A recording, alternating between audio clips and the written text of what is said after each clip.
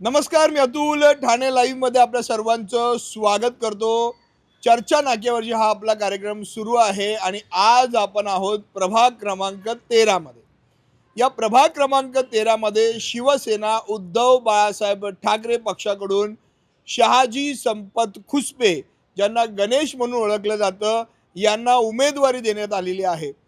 अगदी कमी कालावधीत ठाण्याच्या सोशल मीडियावर सर्वात जास्त व्हायरल झालेला शहाजी संपत खुसपे आज आपल्याबरोबर असणार आहे. ते प्रचार करताना सांगतायत की मी कामं पदावर नसताना, सत्तेत नसताना करून दाखवली आहेत. जर मी ही कामं पदावर आणि सत्तेत नसताना करून दाखवू शकतो, तर जर तुम्ही मला नगरसेवक बनवलात, तर याच्यापेक्षा कित्येक अधिक पटीने मी कामं करू शकेल. पण यांनी काय कामं केली आहेत, काय यांचं विजन आहे, ते राजकारणात का आले, या सगळ्यांबद्दल मी त्यांच्याशी बोलणार आहे आणि चर्चेला सुरुवात करणार आहे. शहाजी, सर्वात आधी ठाणे लाईव्हमध्ये स्वागत करतो. सगळ्यात पहिला प्रश्न, की आता मतदानाला सगळं म्हणजे आवाहन करतोय, तुझ्या प्रभाग क्रमांक 13 मध्ये फिरतोयस, सगळं काय वातावरण आहे? पहिल्यांदा निवडणूक लढवतोयस, काय सध्या वातावरण वाटतंय? वातावरण खूप छान आहे. लोकांनी एक प्रगल्भतेने विचार केलेला आहे, की आजपर्यंत लोकांना एक चांगला पर्याय उपलब्ध नव्हता. पण आता त्यांना एक माझ्या रूपाने एक चांगला पर्याय उपलब्ध झाला आहे. त्यामुळे लोकांनी एक ठरवलेलं की नक्कीच परिवर्तन करणार आणि त्या दृष्टीने मी प्रचंड मेहनत घेत आहे. प्रत्येक माणसापर्यंत, प्रभागातील प्रत्येक व्यक्तीपर्यंत, प्रत्येक घटकापर्यंत मी पोहोचण्याचा प्रयत्न करत आहे आणि नक्कीच लोक माझ्यावरती विश्वास ठेवतील आणि येत्या 15 तारखेला नक्कीच मला भरभरून मतदान करून विजयी करतील ही आशा आहे. हा जर तुझा हा सगळा भाग पाहिला, म्हणजे ज्ञानेश्वर नगर आहे, गंगाधर नगर, खाली वैतीवाडी, रामचंद्र नगर, तिकडे काजूवाडी, साईनाथ वगैरे हा सगळा पट्टा आहे, मिक्स पट्टा आहे तसं बघायला गेलं तर. बरोबर. या प्रभागासाठी, या प्रभागामध्ये आता तू फिरतोयस, लोकांशी चर्चा करतोयस, लोक काय सांगतायत, काय समस्या आहेत नक्की त्यांना? म्हणजे समस्या म्हणजे अक्षरशः समस्येचा पाडा आहे. म्हणजे मागील 30 वर्ष 40 वर्षापासून एकाच पक्षाची सत्ता आहे. नो डाऊट सर्वच काही वाईट असतात अशी परिस्थिती नाही आहे. पण खास करून मी जे माझं जे वास्तव्य आहे ते मागील 25 ते 30 वर्षापासून संत ज्ञानेश्वर नगर व डॉक्टर गंगाधर नगरमध्ये आहे. संत ज्ञानेश्वर नगरमध्ये ना प्रचंड दयनीय अवस्था आहे, प्रचंड दयनीय अवस्था आहे. म्हणजे तुम्ही बघाल ना तर ज्ञानेश्वर नगरातील 150 ते 200 जे गटार आहेत, एकही सुद्धा सुस्थितीत नाही आहे. सगळ्या गटारांना घुशी लागलेल्या आहेत, सगळी गटारं मातीने भरलेली आहेत. एकाही गटाराला साधी पडदी नाही आहे. एक गटाराच्या 2-2, 3-3 वेळा बनवले तरी ती आहे तीच परिस्थिती आहे. त्यामुळे शेकडो लोकांच्या घरामध्ये गटाराचं पाणी जाते, गटाराचं घरं खचते, भिंती खचत आहेत. ज्ञानेश्वर नगरातले 250-150 गटारं संपूर्णपणे खराब झालेली आहेत. अंडरग्राऊंड केबलच्या वायर नाहीत, लाईटीचे जे वायरी आहेत, त्या MECBच्या लाईटी आहेत, त्या केबल अजूनही तुम्ही बघाल तर ग्रामीण भागातही अंडरग्राऊंडमधून केबल असतात. ज्ञानेश्वर नगरात आजही पोलवरून वायरी गेलेल्या आहेत. त्या कधी रात्री 2ला तुटून पडते, कधी 4ला तुटून पडते आणि एकदा वायर तुटून पडली की 2-2 दिवस ती काय जोडायला कोणी येत नाही आणि तो 2-2 दिवस घरात लाईट नसते. अक्षरशः ग्रामीण भागापेक्षा विचित्र परिस्थिती ज्ञानेश्वर नगरची आहेत. सार्वजनिक शौचालय तुम्ही बघाल, अक्षरशः त्याच्यात शौचालयाला जायची सोडा, तिथे बाजूला उभे राहायची परिस्थिती होऊ शकत नाही, म्हणजे उभा राहू शकत नाही माणूस. पण ही ज्ञानेश्वर नगर ही गोरगरीब रिक्षाचालक आणि एकदम गरीब लोकांची वस्ती आहे. त्या लोकांना पर्याय नसल्या कारणाने ते मनाविरुद्ध अक्षरशः त्या घाणीतून जाऊन ते शौचालयांचा वापर करतात. अक्षरशः विदारक परिस्थिती आहे. म्हणजे तुम्हाला जर शूट करायला जा म्हणलं तर तुम्ही सुद्धा जाणार नाही, एवढी वाईट परिस्थिती आहे. एकही शौचालय ज्ञानेश्वर नगरातलं सुस्थितीत नाही. सगळ्या ड्रेनेज लाईन खराब झालेल्या आहेत. एकच शौचालय 6 महिन्यापूर्वी ज्ञानेश्वर नाक्यावरती बाहेर, ते सध्या सुस्थितीत आहेत. भविष्यात तेही मेंटेन होईल नाही होईल तो पण प्रश्नचिन्ह आहे. पण ज्ञानेश्वर नगरमध्ये शौचालयाची एकही अवस्था धड नाही. रोड जागोजागी खोदलेले आहेत, खड्डे आहेत. स्वच्छता नावालासुद्धा नाही आहे स्वच्छता. तुम्ही बघाल तर एक नाना नानी पार्क म्हणून आहे ज्ञानेश्वर नगरच्या ब्रिजच्या बाजूलाच. अक्षरशः 2-4 डंपर कचरा घाण निघेल, 2-4 डंपर घाण निघेल एवढा कचरा तिथे साचलेला आहे. त्यातून आजारपण, घाण ते तसंच आहे. असं पूर्णपणे विदारक चित्र हे संपूर्ण ज्ञानेश्वर नगरमध्ये आहे. पाण्याच्या लाईन टाकण्यासाठी सर्व गल्ल्या खोदलेल्या आहेत. ज्ञानेश्वर नगरचे सर्व रोड खोदलेले आहेत. म्हणजे ज्ञानेश्वर नगरमध्ये अक्षरशः अशी परिस्थिती आहे की प्रत्येक नागरिक वैतागलेला आहे की ह्या जाचातून आमची सुटका होणार आहे की वर्षोनवर्ष आम्ही ह्याच जाचात राहणार, अशी सध्या ज्ञानेश्वर नगरची परिस्थिती आहे. पण ते सगळेजण या जातात गेली अनेक वर्ष, 15 ते 20 वर्ष राहत आहेत आणि त्या एका नवीन चेहरा म्हणून तुझ्याकडे ते लोक बघतायत, अनेक विश्वास व्यक्त करतायत, एक चेहऱ्यावर एक आश्वासक चेहरा म्हणून तुझ्याकडे बघतायत. काय म्हणजे तुला वाटतं की तू त्या सगळ्यांना न्याय देऊ शकशील? नक्कीच. तुम्ही आता जर बघत असाल मागील 10 दिवसापासून जो मला लोकांचा प्रतिसाद मिळतोय, प्रचंड प्रतिसाद आहेत. जी लोकं कधीच राजकारणासाठी घराच्या बाहेर पडली नव्हती, महिला बाहेर पडल्या नव्हत्या, त्या महिला आणि ती लोकं उत्स्फूर्तपणे बाहेर पडलेले आहेत, की कारण की त्यांना कळतंय की हा मुलगा काही पैसे कमवण्यासाठी. माझी पार्श्वभूमी तुम्ही बघाल तर मी कुठलाही कॉन्ट्रॅक्टर, ठेकेदार नाहीतर कोणत्याही पद्धतीने पैसे कमवण्यासाठी मी राजकारणात आलेलो नाही आहे. प्रामाणिकपणे लोकांची सेवा करण्याच्या हिशोबाने मी राजकारणात आलेलो आहे. तुम्हाला सांगायचं म्हणाल ना तर मला वाटतं हे 2-3 वर्षापूर्वीची गोष्ट आहे. सोनवणे काकाने एक कंप्लेंट आलेली. अशोक मेडिकलचं एक खूप ड्रेनेज लाईनचा प्रॉब्लेम होता. पूर्ण एक संडासचा चेंबर होता ड्रेनेज लाईनचा. तो चोकअप होता. त्यामुळे ड्रेनेज लाईन गाडी मागवलेली. तो चेंबर उघडत असताना त्यात गॅस तयार झालेला होता. त्यामुळे ते झाकण उडालं. झाकण उडाल्यानंतर त्यातली जी सगळी घाण होती, ती अक्षरशः पूर्ण माझ्या अंगावरती, तोंडावरून घाणीने, कपड्यांनी, संडासनी भरलेली होती. अशा अवस्थेत मी तिथून जाऊन गाडीवरून मी जेव्हा घरी गेलो, तर माझ्या बायकोला ना पहिल्यांदा असं वाटलं की काय चिखल कुठे गेलेला चिखलात तुम्ही? चिखल अंगावर घेऊन आलाय. मी बोललो जाऊ दे चिखल वाटते म्हणून मी काय तिला बोललो नाही. मी गेलो गुपचूप कपडे बाथरूममध्ये काढून टाकले आणि अंघोळ करून बाहेर आलो. ती जेव्हा कपडे धुवायला गेली आणि ते गेली की अर्ध्या म्हणतात ना 10 सेकंदात तिच्या उलट्या झाल्या. ती म्हणते हे काय आहे? मी तिला बोललो की हे संडास आहे. तेव्हा ते अक्षरशः जे थैमान घातलं ते सगळे कपडे बांधून कचऱ्यात पिशवीत भरले आणि फेकून दिले. म्हणजे तुम्ही एक ह्याच्यावरून अंदाज लावू शकता की मी खूप तळागाळात जाऊन काम केलेलं आहे. मी असाच कुठलाही घराणेशाही घेऊन नाही तर डायरेक्ट इलेक्शनला लढायला नाही गेलेलो आहे. मी तळातून येऊन मी आत्ता त्या गोष्टीला सामोरे जातो आहे. त्यामुळे माझ्या घरच्यांचा पण ह्याच्यात त्याग प्रचंड आहे.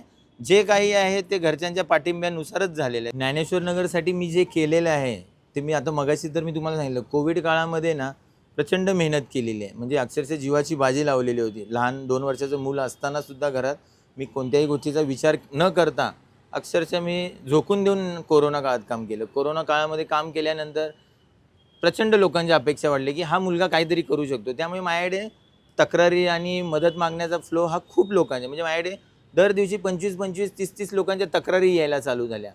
त्यानंतर समर्थ फाउंडेशनच्या माध्यमातून एकदम खूप मोठ्या प्रमाणावरती काम चालू केलं. त्याच्यामध्ये तुम्ही बघाल ज्ञानेश्वर नगरमध्ये कमीत कमी 45 ते 50 चाळीमध्ये आपण 500 ते 700 ठिकाणी जवळजवळ आपण स्वखर्चाने आपण लाईटी लावून दिलेल्या आहेत. म्हणजे जे चाळीमध्ये ज्या लाईटी आहेत आता ज्ञानेश्वर नगराच्या 50% चाळीमध्ये लाईटी ह्या मी स्वखर्चाच्या आहेत. TMCच्या खर्चाने लागलेल्या नाही आहेत. तसेच तुटलेले चेंबर आता प्रशासकीय काळ असल्या कारणाने थोडंसं कामं सगळी रखडलेली होती. त्या दरम्यान नगरातले शेकडो चेंबर मी स्वखर्चाने बांधून चेंबरची झाकणं बदलून दिली. MECBचं काय त्या एवढं प्रचंड खोदकाम करून ठेवलेलं होतं. तो कॉन्ट्रॅक्टर कुठे निघून गेला, पळून गेला. जे काम येत गेलं ते सगळ्या खोदलेल्या गोष्टी रोड ते स्वखर्चाने मुजवून दिले.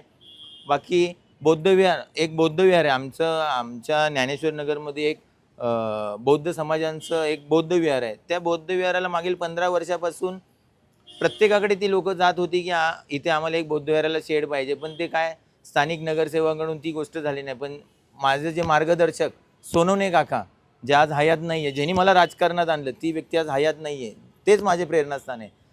त्यांनी माझ्याकडे ती एक मागणी केली की तुला हे करावं लागेल. आणि ती गोष्ट मी एक बौद्ध विहाराला जे एक प्रचंड मोठं शेड आहे त्यांनी सांगितल्यानंतर 8 दिवसाच्या आत मी ते बौद्ध विहाराला शेड बांधून लोकांना हस्तांतरित केलेलं आहे. अशा पद्धतीने जी माझ्याकडे तक्रार आली, ज्या गोष्टी माझ्याकडे लोकं मागायला आली त्या गोष्टी मी त्यांना देत गेलो. आणि सगळ्यात एक मोठी गोष्ट लोकांना जो ॲक्सेस असतो, लोकांनी का मला निवडून द्यावं. तुम्ही बाकी कुठल्याही नेत्याला बघा नाहीतर कोणाला त्यांना भेटण्यासाठी त्यांना अँटी चेंबरमध्ये जावं लागतं, नाहीतर तो आतमध्ये असतो, नाहीतर PAला फोन करा, नाहीतर त्याच्या कोणाला फोन करा. खुसपेचं तसं नाही. खुसपे 365 दिवस 24 तास अवेलेबल आहे. रात्री 3ला फोन करा, दुपारी या, कधी या, ऑफिसमध्ये बाहेरच बसलेला असणार. म्हणजे लोकांना हा विश्वास झाला आहे की गरज पडली तर पुढच्या 5 मिनिटात अवेलेबल हा शहाजी खुसपेच होणार. त्यामुळे लोकांनी प्रचंड विश्वास ठेवून माझ्याकडे प्रचंड प्रमाणात लोक यायला चालू झाले आणि आपण त्यांचं समाधान करत आलेलो आहोत. आता मगाशी तुम्हाला सांगितलं की जी शौचालय आहेत एकही शौचालय चांगलं नाही. 1 ते 6 महिन्यापूर्वी काहीतरी नाक्यावर तुमच्या दिसतं बाहेरून. या गेल्या 15-20 वर्षात ही बेसिक नेसेसिटी आहे. म्हणजे आपण जिथे राहतो तिथे काय पाहिजे हो आपल्याला? चांगलं पाणी हवंय, चांगलं शौचालय हवंय, चांगले रोड हवेत. निदान एवढं हवं, निदान एवढं हवं. ते पण नाहीये. काय म्हणजे मग 30 वर्षात तिथे काय बदल झाला नक्की? तुम्हाला बघा, तुम्ही ज्ञानेश्वर नगरमध्ये मी सांगतो म्हणून लक्ष नाही, तुम्ही लोकांशी इंटरॅक्ट करा. ज्ञानेश्वर नगरमध्ये मागील 15 वर्षापासून गढूळ पाणीच येते. पावसाळा चालू झाला की गढूळ पाणी येते. मागील ते 12 ते 13 वर्षापासून हाच त्रास आहे. पाण्याची वेळेचं तर हेच नाही आहे. कधी 2ला येणार, कधी रात्री 3ला येणार, कधी 4ला येणार, कधी पाणीच येणार नाही. अल्टरनेट आता रोटेशन पद्धतीने दर 15 दिवसांनी एक सॅटर्डे संडे पाणी नसतं. म्हणजे लोकांच्या बेसिक नेसेसरी आहेत, म्हणजे बेसिक गोष्टी आहेत ज्या म्हणतात ना, अन्न वस्त्र निवारा असतात, तशा बेसिक गोष्टी, एक लाईट, गटर, रस्ता, पाणी, ह्या सुद्धा मूलभूत नाही आहे. इतर प्रभागात तुम्ही जर बघाल ठाण्याच्या, त्या प्रभागात लोकांच्या मागण्या काय असतात? आम्हाला जॉगिंग ट्रॅक पाहिजे, आम्हाला सुसज्ज गार्डन पाहिजे, आम्हाला जिम पाहिजे ओपन, आम्हाला ॲम्युनिटीज हॉल पाहिजे, अशा ॲम्युनिटीज मागतात. ज्ञानेश्वर नगरातील लोक काय मागतात? चांगलं गटार, प्यायला पाणी, लाईट, रस्ते आणि शौचालय. म्हणजे जो 30 वर्षापूर्वीच्या लोकांच्या मागण्या होत्या त्याच आजही त्याच मागण्या आहेत, की आम्हाला ह्या बेसिक गोष्टी तरी तुम्ही सुस्थितीत आणून द्या. तर त्या गोष्टीसाठीच मी ह्या राजकारणात उतरलो आहे, की ही विदारक परिस्थिती बदल करायला कोणीतरी यावं लागेल पुढे. माझी खूप चांगली परिस्थिती असताना पण मी ह्या गोष्टीत उतरलो. घरच्यांचा सुरुवातीला मला ह्या गोष्टीला खूप विरोध होता, पण शेवटी घरच्यांचा विरोध डावलून काहीतरी आपण समाजाचं देणं लागतो, आणि समाजसेवेची जी भावना माझ्या मनात पहिल्यापासून होती. त्यामुळे हे गोष्टी बदलण्यासाठी मी राजकारणात आलेलो आहे. तू सांगतोय की मी हे काम केलंय, कुठल्या पदावर नाहीये, कुठे स्वखर्चाने हे काम केलंय, तर तुम्ही मला त्या नगरसेवक पदावर नेऊन बसवलं तर मी याच्यापेक्षा कितीतरी अधिक पटीने कामं करू शकेल. अशी काय कामं केली आहेस नक्की? सुरुवातीला मी जे सांगतो ठामपणे, मी कुठल्याही पक्षाचा मी साधा सभासदही नाही आहे. पक्षाचा सभासद आहे, माझ्याकडे कुठल्याही पक्षाचा सभासद, कुठल्याही पक्षाचं पद काही नसताना जी मी कामं केलेली आहेत ती खरोखर एखाद्या नगरसेवकाला लाजवेल अशी कामं आहेत. म्हणजे लोक मला बोलतात की तू कुठल्या पदावर नसताना एवढं करू शकतोस, तर तू निवडून आला तर नक्कीच प्रचंड आमच्यासाठी कामं करत आहे. कामं बोलाल तर सुरुवातीचा जो कोरोनाचा विचित्र भयंकर काळ होता, तो काळ आपण सगळ्यांनी अनुभवलेला आहे. त्या कोरोना काळापासून ते आजपर्यंत आपण नॉनस्टॉप कामं करत आहे. कोरोना काळात, सुरुवातीच्या काळात हजारो लोकांना आपण अन्नधान्य पुरवलं. त्यानंतर वॅक्सिनेशनची जी परिस्थिती होती, आपण 3 ते 4 हजार लोकांना स्वखर्चाने वॅक्सिनेशनला जाण्याचा खर्च करून आणलेला आहे. रेमडेसिवीर इंजेक्शनचं असो, हॉस्पिटलमध्ये बेड अवेलेबिलिटी असो, 48 पेशंट ग्लोबल हॉस्पिटलला हे मी स्वतः ॲडमिट केलेले आहेत. 48 पेशंट स्वतः माझ्या साईनने ॲडमिट केलेले आहेत. तर अशा भरपूर गोष्टी कोविड काळामध्ये केलेल्या आहेत. आणि कोविड काळ जो होता, जे घरातले स्वतःचे आई वडील भाऊ बहीण हे सुद्धा विचारत होते, तेव्हा मी पुढे होऊन त्यांची जबाबदारी घेतलेली. भरपूर लोक बोलायचे माझ्या घरात लहान बाळ आहे, माझ्या घरात लहान मुलं आहे. कोविडच्या काळात माझा मुलगासुद्धा 2 वर्षाचा होता, पण तरीही मी धोका पत्करून कोविड काळात 1 वर्ष पूर्णपणे स्वतःला झोकून देऊन काम दिलं. त्याचीच पोचपावती आहे. जो आज प्रचंड जनसमुदाय रस्त्यावरती उतरतो, त्यांना माहीत आहे की आपल्यासाठी कुठल्या तरी मुलांनी जीवाची बाजी लावलेली होती, तर आपलं कर्तव्य आहे त्याच्यासाठी उभं राहणं. जो समुदाय दिसतोय तो त्याचीच पोचपावती आता दिसते ज्ञानेश्वर नगरमध्ये. काय करणार आहेस या संपूर्ण प्रभागासाठी? सगळ्यात महत्त्वाचं, संत ज्ञानेश्वर आणि डॉक्टर गंगाधर नगरमधील लोकांना जे बेसिक पियाचं पाणी जे आहे ना, ते सुद्धा स्वच्छ मिळत नाही. व पावसाळ्यामध्ये अक्षरशः मातीचं पाणी जे असतं ना, मातीचं पाणी ते उकळून तुरटी फिरवून किती झालं तरी ते गढूळच पाणी असतं. दर पावसाळ्यात लोकांचे, शेकडो लोकांचे फोन येतात, आजारी पडतात, मलेरिया, डेंग्यू आजारी पडतात. तर सगळ्यात महत्त्वाचा मुद्दा, संत ज्ञानेश्वर नगर व डॉक्टर गंगाधर नगरमधील लोकांसाठी 24 तास स्वच्छ पाणी उपलब्ध करून द्यायचा मी पुरेपूर प्रयत्न करेन. प्रभागात तर समस्या प्रचंड आहेत, तुम्हाला मी सांगितलेल्या आहेत. मी असं नाही सांगणार की मी निवडून आल्यानंतर 2 महिन्यात 3 महिन्यात प्रभागाचा सिंगापूर करेन, नाहीतर दुबई करेन. शक्य नाही आहे. प्रभागामध्ये बेसिक जे इन्फ्रास्ट्रक्चर आहे ना, ते पूर्णपणे कोलमडून गेलेले आहे प्रभागामध्ये. आणि खास करून संत ज्ञानेश्वर नगर व डॉक्टर गंगाधर नगरमध्ये जे गटार लाईन आहेत, ते 200 ते 200 गटार ही नवीन म्हणतात ना, नवीन चांगल्या पद्धतीने बांधावी लागणार आहेत. दुसरं राहिले रस्ते. रस्त्यांचा दर्जा खूप खराब आहे, खोदलेले आहेत. रस्ते सुसज्ज ह्याच्यात करणार. तिसरी गोष्ट, आजकाल खूप गुन्हेगारी प्रवृत्तीची लोक वाढलेली आहेत, नाहीतर खूप अपघात होतात, नाहीतर काही चुकीच्या गोष्टी घडतात. त्यासाठी एक माझी वैयक्तिक कल्पना आहे की संत ज्ञानेश्वर नगर व डॉक्टर गंगाधर नगर हे पूर्ण CCTV यंत्रणेखाली आणण्याचा माझा हा मानस आहे. ज्या काळी कोणतीही एखादी घटना घडली नाही तर काही असेल तर त्याचा ॲक्सेस आजकाल तुम्ही बघाल तर ते तपास यंत्रणा हे सगळ्या CCTV आणि पोलिसांचा लगेच होतं. त्यामुळे ज्ञानेश्वर नगर आणि गंगाधर नगर, डॉक्टर गंगाधर नगर पूर्ण CCTV यंत्रणा लावण्याचा उभे. अजून रुग्णवाहिका ॲम्ब्युलन्स आता मी अनुभव घेतला आहे की आता मागील ज्ञानेश्वर नगरात तुम्ही मागील 2 ते 3 वर्षापासून कोणालाही ॲम्ब्युलन्स मी मोफत देतो. पण अजूनही ॲम्ब्युलन्सची जशी पाहिजे तशी हे नाही. तर मी निवडून आल्यानंतर एक 24 तास एक संत ज्ञानेश्वर व डॉक्टर गंगाधर नगर आणि प्रभाग क्रमांक 13 साठी सुसज्ज ॲम्ब्युलन्स ही 24 तास अवेलेबल राहील. हा माझा शब्द आहे की ज्ञानेश्वर नगरमधल्या लोकांसाठी आणि प्रभागासाठी 24 तास एक ॲम्ब्युलन्स राहील. रक्त पुरवठ्याची व्यवस्था करण्यात येणार आहे. तसेच ज्ञानेश्वर नगरमध्ये ज्या MECBच्या केबल आहेत त्या अजूनही बऱ्याच ठिकाणी पोलवरून आहेत. तर पूर्ण ज्ञानेश्वर नगरची जी यंत्रणा आहे MECBची ही पूर्णपणे अंडरग्राऊंड करणार आणि लहान मुलांसाठी जिथून खरोखर शिक्षणाचा पाया चालू होतो, जे बालवाडी म्हणतात. ज्ञानेश्वर नगरमध्ये स्वतःची महापालिकेच्या मालकीची एकही बालवाडी नाही आहे, नाहीतर सुसज्ज अवस्थेत नाही आहे. तर ज्ञानेश्वर नगरमधल्या लहान मुलांसाठी आपण सुसज्ज जिथे लहान मुलं जाताना आनंदाने जातील आणि हवेशीर वातावरणात खेळकर वातावरणात खेळतील अशा सुसज्ज बालवाडी करण्याचं हे नियोजन आहे. प्रभागातील सर्वात ज्वलंत समस्या जर कोणती असेल ना तर ती आहे दुचाकी आणि 4 चाकी वाहन पार्किंगची, ज्यामुळे विनाकारण प्रचंड प्रभागात वाद निर्माण होतात. तर माझा एक पुरेपूर प्रयत्न असेल की पार्किंगची समस्या आहे त्याच्यावरती नक्कीच उपाय करून त्याच्यातून लोकांची मुक्तता करण्यात येईल. तसेच प्रभागातील लोकांना सुरक्षेच्या दृष्टीने CCTVची जी पूर्णपणे यंत्रणा कार्यान्वित करायची आहे तीसुद्धा नक्की करण्यात येईल. आणि सगळ्यात महत्त्वाचा मुद्दा, प्रभागातील ज्या पुनर्विकासाच्या योजना ह्या स्वतःच्या फायद्यासाठी त्या रखडून ठेवलेल्या होत्या, त्या नक्कीच निवडून आल्यानंतर मी त्यांना जलद गतीने चालना देऊन पुरेपूरपणे पूर्ण करेन, हा मी लोकांना एक शब्द देतो.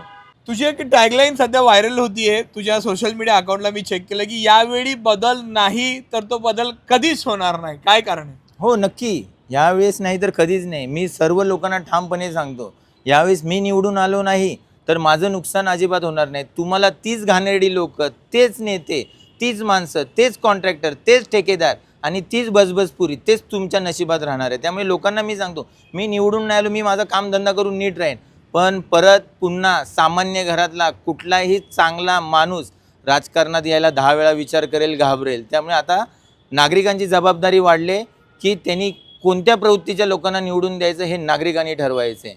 त्यामुळे मला ठाम विश्वास आहे की यावेळेस पूर्ण प्रभागातील लोक ही प्रामाणिकपणे माझ्या पाठीमागे ठामपणे उभी राहतील. माझ्यासोबत खुसपे म्हणजे जो शहाजी संपत खुसपे, ज्याला गणेश म्हणून या संपूर्ण प्रभागात ओळखलं जातं, तो माझ्याबरोबर होता. या सर्वसामान्य मुलाला या प्रभाग क्रमांक 13 मधील जनता न्याय देईल का? त्याच्या मशालीवर बटन दाबून त्याला निवडून देईल का? त्याला विजयी करेल का? हे आपल्याला 16 तारखेला समजेल. ठाणे लाईव्हचे अपडेट्स मिळवण्यासाठी आजच ठाणे लाईव्हला फॉलो करा. धन्यवाद.